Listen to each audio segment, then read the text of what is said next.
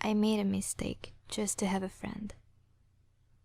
Sometimes it is difficult to tell a story where you have made a mistake, especially if you have been warned many times in the past. Anyway, I've decided to be courageous and tell my experience to help other people who might be in the same situation. I am 14 years old, and it is very difficult to fit into a new school, especially when you are a girl. Everyone thinks they know who you are by just seeing your clothes or the things you have, or any superficial detail. This is why the first friendship is the most important, to get away from stereotypes and become a person of flesh and blood with their own opinions and tastes. That's how I met this guy, Jeff, who was at the same classes as me. At first, he seemed to be as shy as I was, but we quickly started talking about deeper issues and felt that the time in school was not enough. We exchanged phone numbers, and it made me very happy to know that I was finally starting to fit into this new place. One Sunday, after talking for hours and hours, he told me that he wanted a photo to show him what I was doing. It did not seem bad, even amused me, this new activity in our conversation. This is how I began to send photos in which I appeared washing my teeth, brushing hair, washing dishes, doing homework. Until one day, more exact, one night, he asked me to send him a picture of my night clothes. I didn't know if that could be good or bad, and although I was a little doubtful, I decided I didn't care and I sent the photo. He said that he loved my shorts, that I had very nice legs, and that probably I had a nice butt too. I felt at first flattered, but then I found very uncomfortable his attitude and changed the subject.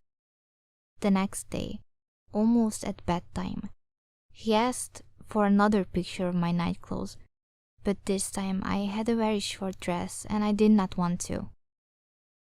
He got annoyed and told me he wouldn't talk to me anymore because I didn't want to play with him, and I was so scared. He was my first friend in this new school and I didn't want to lose him.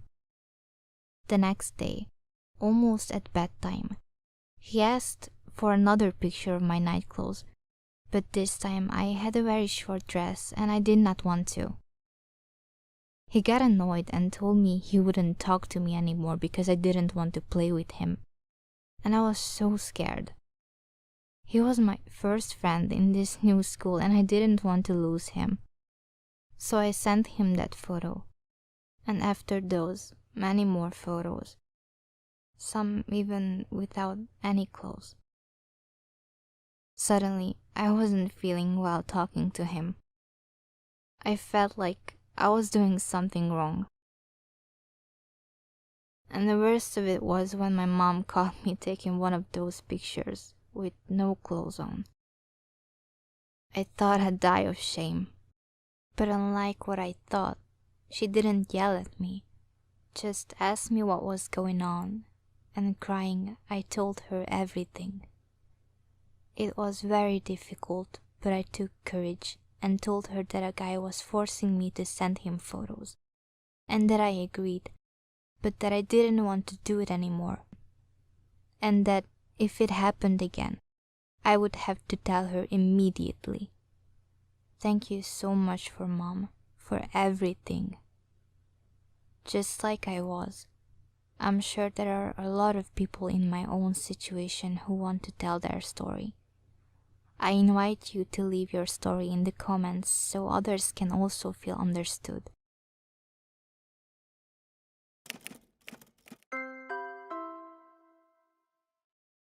I think my teacher is in love with me.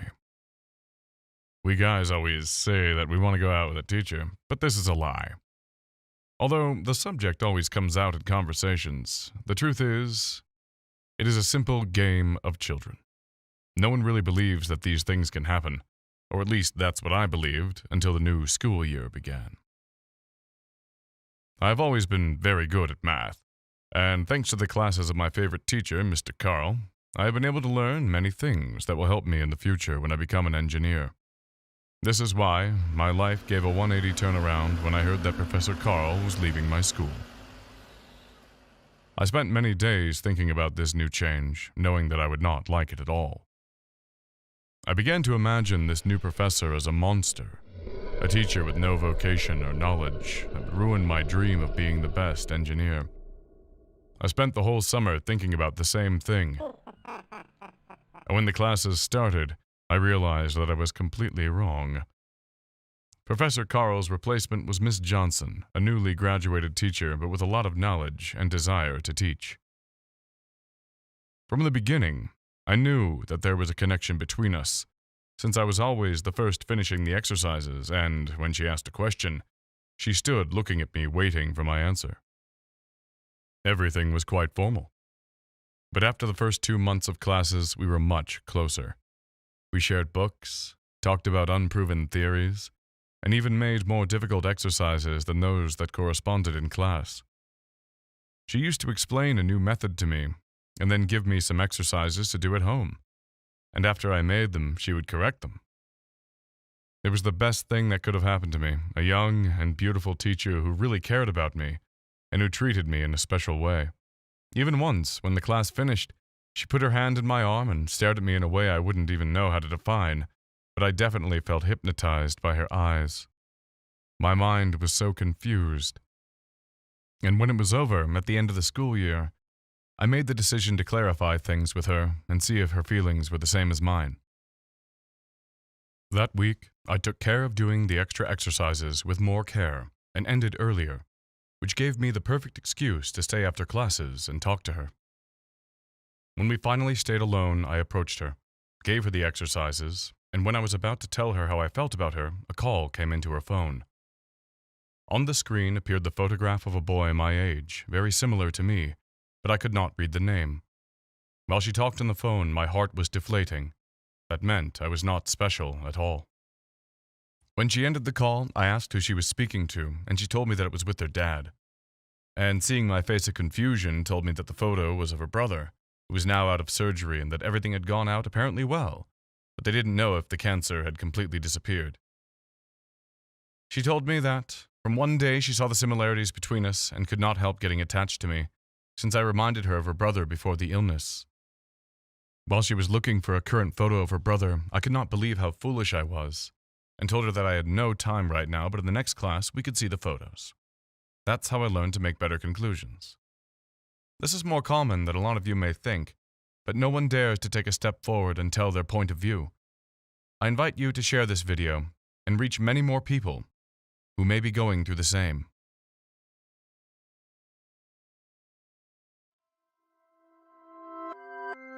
My first kiss was underwater. I was 15 years old. The school year came to an end, and the class had a semester party to celebrate. I don't normally go to parties during high school, being the awkward kid that I am, but what the hell? Another school year ended, and the venue for the party was near my village, so I came and went. It was a pool party, and while I was hanging out with my circle, one of my classmates went up to me asking if she could borrow my shirt because her two-piece bathing suit was too revealing. This girl is one of the prettiest and smartest students in the school campus, and I kept wondering, if she really were that smart, she would have thought of bringing an extra shirt, lol. But that's where it all started. I gave her my favorite orange shirt that I'm wearing at the moment, because I'm a dweeb and she's a school princess. She gets everything she wants. As I was about to leave, because I really don't have a thing for parties back then, she wouldn't give the shirt back and insisted that I go back to the pool and drink a little bit more. I declined. So she used the old trick of getting help out of the pool, and when I took her hand, she forced me back into the pool like a mother F. She laughed, and I did too. We knew each other for 3 years, but we were never really close friends. As we made small talk, we were getting farther from the ledge of the pool and into the deeper part of it. I was taller, so when she couldn't reach the floor, she climbed on my back. When the topic swayed to her giving my t-shirt back again, she refused, again. I told her I was going to drop her off so she would drown and die a horrible death if she wouldn't give me my shirt. She refused again. And I did drop her for a brief moment and picked her up again. this time in a way that she's hugging me now. I laugh, and she did too, saying I was a jerk while her hand was at my neck and her head was laying on my shoulders. She then very much insisted on me staying for a little while so she could still wear a shirt to the pool party. At this point, I was so confused, and for a wimpy kid like me to even be hanging out with a girl like her is something I cannot comprehend, and she's clearly not that drunk. So, in the spur of the moment, as we were having a good time with the back and forth discussion about the shirt thingy, I just man up for whatever reason and proposed her a deal. I shakingly said, I'll stay so she could keep wearing my shirt. Only and only if she would kiss me right there and then. She let out an absurdly cute giggle and just nodded at me while smiling. And she returned her face to my shoulder. Man, I was so head over heels for her at that time, and I was really struggling to act cool despite being surprised by her gesture. We were both whispering at this point, and after a brief moment of awkward silence, we both agreed that we can't do it right there and then, seeing as some of our classmates were already staring at us. I jokingly suggest we went to the bathroom, but that would be way, way obvious. She, on the other hand, recommended that we simply went for a dip and did it underwater. And so we did. She slipped from our hug and dipped first. I exhaled before shortly following her deep into the pool. I saw her blurry face slowly going for the kiss. As our lips touched, her body fell into mine. We were floating sideways underwater while making out. My first kiss was one for the books. The girlfriend experience. Times were tough. It was no secret I was miserable. A cloud of gloom followed me everywhere, including my job. A relationship breakup like mine would put anyone to the test, and frankly, I was failing it. Still, I had bills to pay, and it wasn't going to help if I gave up and stopped getting out of bed. Each day I dragged myself to the office and go through the motions like a zombie. I know my performance and attitude suffered, but I didn't care at the time. Much of the occupational grief and aggravation of the 9-to-5 grind involved being employed so a person could afford nice things and have a fulfilling relationship with a significant other. Once the relative rewards of that dynamic went out the window, so did my motivation to work. I guess it's a testament to my ability to do my job well that I wasn't fired outright after I went off on a difficult client. Behavior like that was a threat to the corporate bottom line. Obviously, they didn't want that. Apparently, they didn't want to let me go either. Instead, management tried a very unorthodox tactic, which I only found out about much later. They actually hired a temp to romance me and boost my ego. It's called the girlfriend experience because it is supposed to feel real. It's far more than paying a person to be intimate with me. That stipulation wasn't even in the contract. Legally, it couldn't be. They just paid her to pretend to be infatuated and smitten. How she managed to achieve that artificial flattery was her business. I must say, it totally caught me off guard. In all fairness, I might have recognized the snow job a mile away if I wasn't deeply sad and emotionally vulnerable. Instead, I ate up the attention with a spoon. They were smart enough to not hire a supermodel. They found a lady that was probably in the top register of who I might have had a chance with in real life, if I tried really hard to woo her. Not that I had to, mind you. She was the definition of a ringer. I gotta say, it takes a certain skill set to seduce a person with that level of believable sincerity. I totally fell for it. They brought her into the office and assigned her to assist me on a big account. At first, it pissed me off. I didn't care that she was attractive and working extremely closely with me. I resented the idea of having to hold anyone's proverbial hand and training her to be actually helpful. To my relief, she was a quick study and eager to learn. Knowing what I know now, I still marvel at the theatrics and lengths the company went through to insert this woman into my life. It is kind of flattering to know they orchestrated the whole thing. I know it was only about the money I normally brought in, but it makes me feel damn important. Missy was coy at first, respectful and aloof even. She maintains a polite distance while giving off a slight smitten vibe or schoolgirl crush. Like a big knucklehead, I swallowed the performance hook, line, and sinker. The truth is, I wanted to believe. Honestly, who in their right mind would have suspected such an elaborate hoax for my behalf? It wasn't long before we were sneaking off after hours to see each other socially. The whole time, I was scared to death they would send her back to the temp agency. Inter-office romance is strictly forbidden by HR, so we kept the relationship a secret as long as we could. Once we had moved past a certain point, I didn't care if anyone found out. I was finally happy again. By all appearances, she was too. I eventually asked her to marry me, and she accepted. Of course, I didn't know it was originally an arranged fling, so I definitely wouldn't have guessed it was about to lead to an arranged marriage.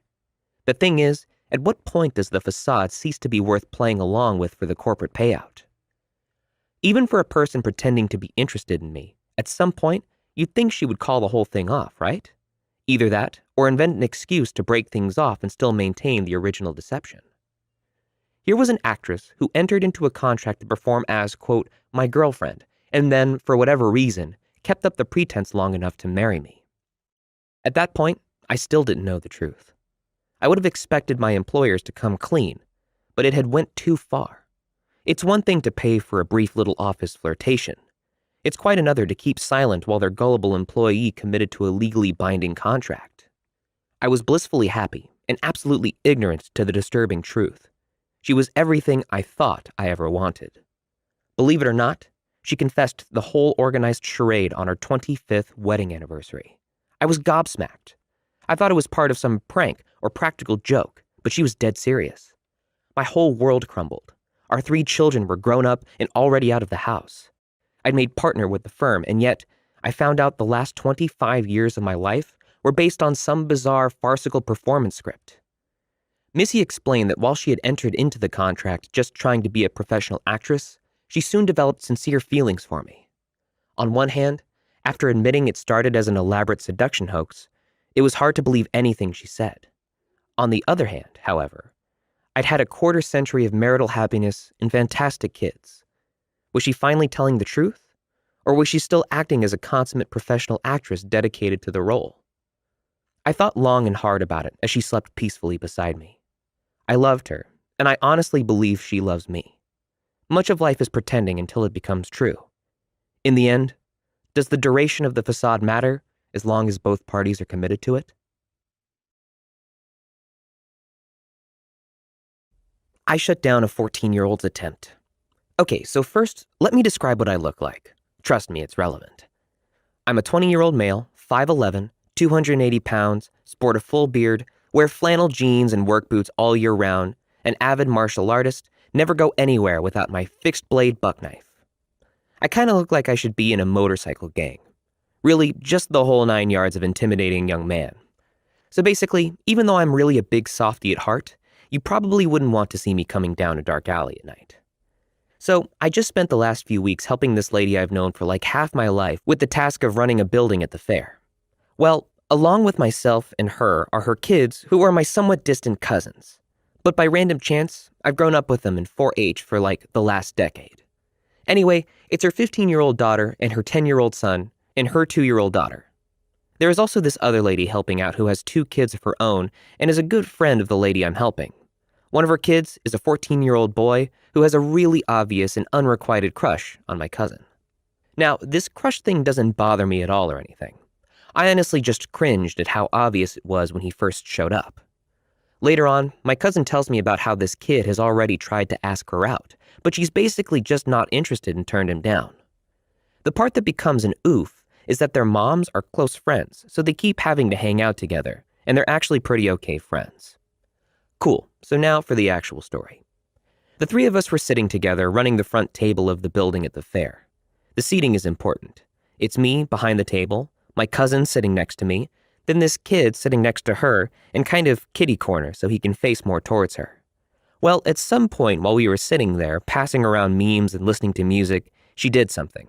I'm not sure what it was. I think she jokingly took his phone or something. Well, this started a little wrestling contest with her trying to keep his phone away from him and him trying to get it back.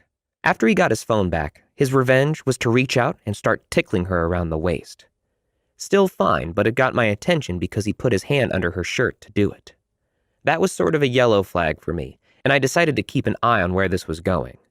He pulled back from the tickling. I could see the wheels turning in his horny little brain.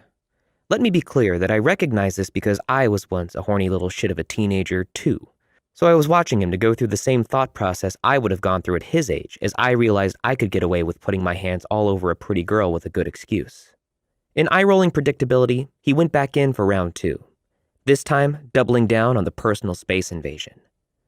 I've had enough of this to turn my head away from Reddit on my phone and dramatically raise my gaze to look him straight in the eyes from underneath the edge of my Westernish-style hat. He catches my eye. She is laughing and bent over and fending off the tickle attack that I don't think she understood the significance of. So she couldn't see either of our faces. At that moment, while he's looking my way, I narrow my eyes ever so slightly with a slight frown. The message is sent and received loud and clear in the ancient language of manliness. Son, you might be getting away with this by her standards, but I understand what you are doing and I don't appreciate you trying to feel up my little cousin right in front of me. If you know what's good for you, you'll get off this train at the next station. The look on his face was priceless. A half an ounce each of shame and embarrassment from realizing that he wasn't as smooth as he thought, mixed with just a quarter ounce of terror at realizing he was on the wrong side of someone who looks like me, and just a pinch of fear that I might say something that would put all of this out in the open. Well, it was a delicious drink. He pulled his hands away from hers so fast that I wouldn't have been surprised to hear the sound barrier crack. We then had a silent moment where his expression said clearly in that same old language, "Oh, S. My apologies, mister. I won't let it happen again, and certainly not in your presence. Could I beg you the kindness of not destroying me physically or emotionally? Please have mercy." I allowed him to quietly get out of this one, but not before sending the message back that he would be allowed this mistake, but would not be given another chance to get off so easy. Overall, I'm actually way more proud of this than I have any right to be. The girl has been something of a surrogate sister to me, so I definitely felt like a big brother looking out for his little sis. And if you are thinking I might have been overreacting and making something out of nothing, I made a comment about this to her later, and her response confirmed that my read of the situation was right on the money. Too long, didn't read. Little perv tried to feel up my little sister right in front of me because he thought a tickle fight was good enough cover to get away with it. I silently intimidated him into stopping with nothing more than a glance in his direction, and I'm proud of myself for it.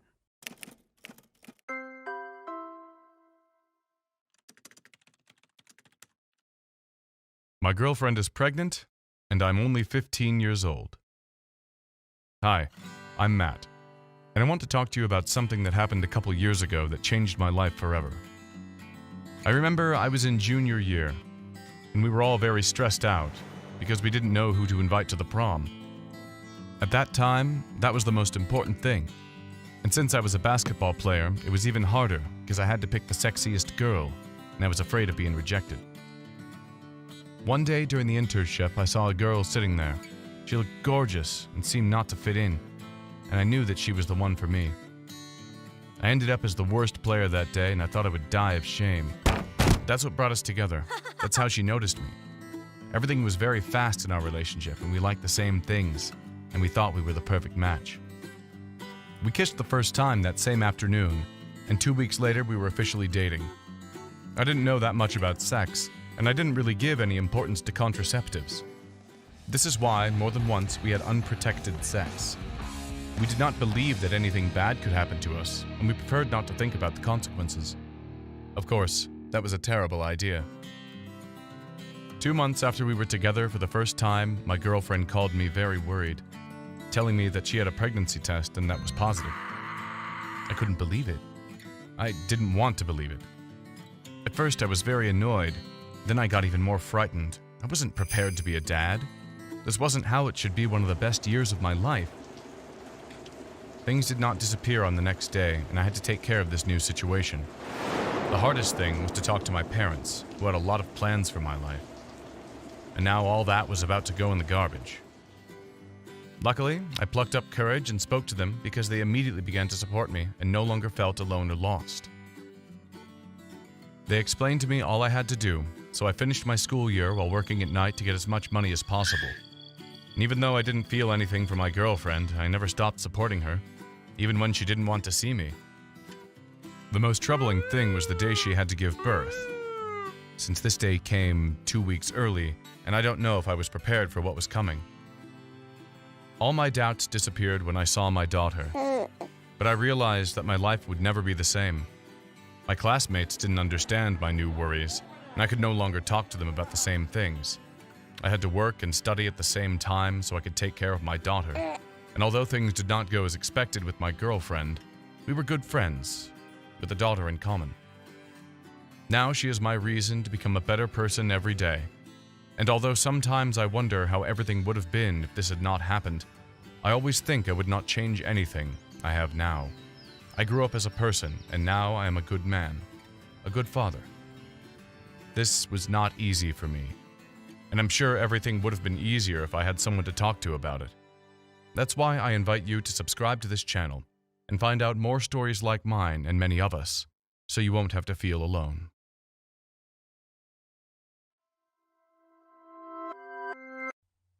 My Mom and I.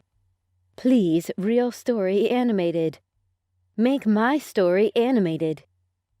Hi, I'm Tiffany, and I'm almost 17, and I'm fun to be with, like adventures, and in my melancholic nature, I love taking risks. But I don't tolerate it when I'm underrated or intimidated. I love my parents, honestly. The open secret remains that their incompatibility is nothing good to write home about, and that's what kills my joy most times. Dad has always complained about Mom's infidelity in their marriage. The last straw that broke the camel's back was on one fateful day I was right in my room while I believed that Mom had already gone to bed. And for all we know, Dad was gone for a business trip in Australia, and we expected his arrival in 2 days' time. Suddenly, I began to hear a manly voice in Mom's room. Could Dad have come back by this time? Oh no! I called Dad's line, and his autoresponder responded that he was in a meeting. That means Dad isn't in town. Then who is this man that I'm hearing his voice in Mom's room? Then, in my suspense mood, I drew nearer to Mom's door to hear this voice better, and lo, it was the black bug guy I normally see Mom drop off whenever she came to pick me up from school. Oh, really? I guess she decided to bring this big guy, Mr. Frank, home tonight, because the dad isn't at home. I can hear the romantic voices and actions, unlike Dad, who isn't perfectly romantic. I started peeping through the door handle. I could not believe my eyes. As cool as the evening was, Mom's body was so inviting to Mr. Frank that he couldn't hold his emotions anymore. And then he made a move towards her. Suddenly, they were already floating on the cloud, gazing into each other's eyes. Frank gently pulls her so close to his daring heart, hoping they do not part ways even for a second. As Mom wrapped in his arms, imagining them taking a journey into time together, breathing passionate words of love into his ears. Like a bolt from the blues, his fingertips stroke softly throughout her hair with such divine affection and care. Frank's body, creating heat of passion, building within, emitting vibes that erupt deep down her gentle soul, and wrap her in his arms, imagining eternity. As he felt the smoothness of her skin, his mind fantasized as their bodies interlocked in the sea of emotions, creating much energy and passion, heating up deep down their souls. The response was too real for Mom to believe this is happening to him. I can see that from Mom's body language. She softly said to him, "Frankie, come and be lost within me forever. I feel myself being a part of you from the onset. That I dragged you into the car has been all about Frank inside my mind, and the seconds fleet into minutes, minutes ticking into hours, and the hours clicking into eternity. It's just a fantasy with such a wonderful design as we both float downstream to where we could be." He kissed her so passionately, holding out dreams of daring chances as I feel like flying on angel's wings with you. Frank whispered to her succulent ears, Just as the cool morning breeze gathers where shadows will be at sunrise, he held her hands with lips locked in unison until they stroll into the path of scented bliss, till the dream ends in the terrestrial sky before the cock crows. Oh my goodness, I realize that I've actually been stooping all night in front of Mom's door, following every bit of their moves. I was lucky enough. It was a Saturday morning, and I dozed back to my room because my sleep was actually deprived of me by the two lovebirds. With the look of things, Mom seems to feel very much safe and cared for with Mr. Frank. Then I began to understand what the bone of contention may be in my parents' soured relationship. Mom really needed a man to care for her and treat her like a queen she is, and not business conference today, business meeting tomorrow. That fateful Saturday morning, I was woken up by the shouts and voices of grievances and anger. And I heard my dad's voice very clear, roaring like a lion, just as usual whenever he is scolding at Mom. I was getting confused the more this time. Did I mistake Dad for Mr. Frank? Just as usual, I crept out of my room. This time, Mom's room was not locked. It was wide open. No, it can't be. I have never seen Mom and Dad in such atmosphere of emotions and bond before. When I came close to her room, I saw him. It was Dad. I greeted both, and of course, I didn't expect them to respond to my greetings anyway. They continued in exchanging words. Then I knew there is a fire on the mountain because Dad came back with an early morning flight. He said on getting to Australia, the meeting was held in a jiffy, and he had to make his way back to the state. Then I heard Mom screaming, "Go, go, go!" I'm tired and fed up with all these. It's over between us. That was how Mom and Dad got separated. Then, according to the law, I live with my mom till date believing that someday a miracle will happen and both of them will come together again. However, I love my parents. I just needed more. More care, more attention, more love, and more togetherness. Sincerely, when I see other kids together with their parents go on vacations, shopping, sports, and all that, I feel jealous. During my 16th birthday, I wished I could get all I wanted in my parents. The atmosphere was smiling at me as I blow out the candlesticks, standing in front of a gigantic cake with my both parents standing beside me.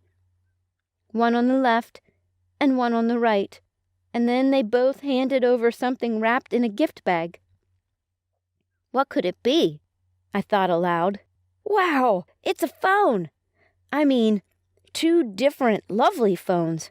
What a birthday! Then the music was rolled, and I danced and danced in my Cinderella pink gown. Unfortunately, it was a dream. How I wish this is not a mere dream, but a reality. But I believe in dreams becoming reality. I believe it will come to pass one day. Oh yes, it is my birthday. How I wish it would be celebrated in a grand style. It is funny because when I turned 16, my mom promised to buy me a phone. I kept reminding her about that until one day a strange event that I couldn't understand. Something happened after turning me around a couple of times, and for my 16th birthday, my dad wanted to buy me a phone, but my mom never wanted to see me with him or allow him to do anything for me. Note that my mom is this type of independent woman.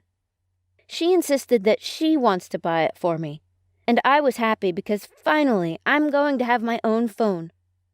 On my birthday, Mom did not throw any party around for me.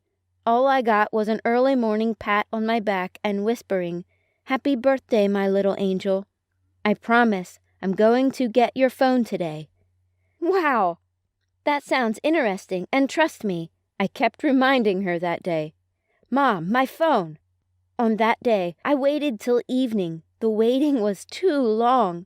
My mom keeps saying a bit later, But suddenly, she asked me to dress up, of which I did, although she was acting as someone who was waiting for somebody until finally she got the call from a colleague which she was waiting for, and we head to shopping.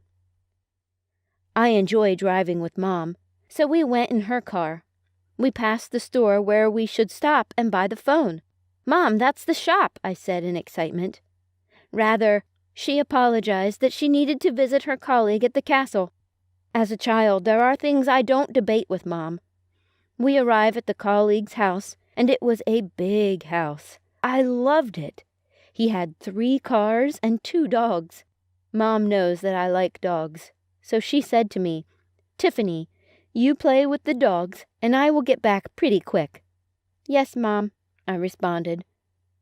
I started playing with Japs and Jade. As I was engrossed in the fun, after some time another man with a big black car entered the house, and then comes another one, and after 5 minutes, another one.